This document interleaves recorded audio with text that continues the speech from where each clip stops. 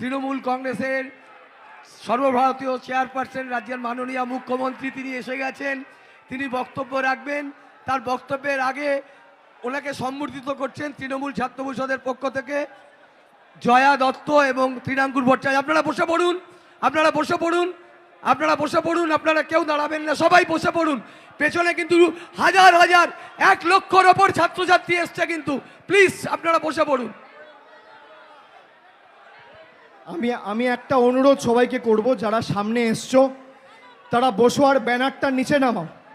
পেছনে অনেক লোক আছে, এখনো মিছিল ঢুকছে, তারা কিন্তু দেখতে পাবে না, তাদের দেখতে অসুবিধা হবে। ফ্ল্যাগগুলো নামাও, ব্যানারটা নামাও। আমাদের সর্বজন শ্রদ্ধা নেত্রী মমতা বন্দ্যোপাধ্যায় বক্তব্য রাখবেন।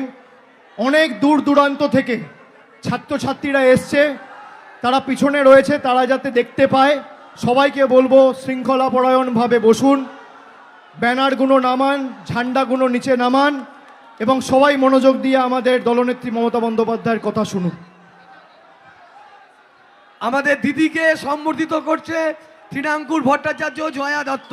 মমতা ব্যানার্জি জিন্দাবাদ, মমতা ব্যানার্জি জিন্দাবাদ, আপসহীন সংগ্রামী নেত্রী মমতা ব্যানার্জি জিন্দাবাদ, তৃণমূল ছাত্র পরিষদ জিন্দাবাদ।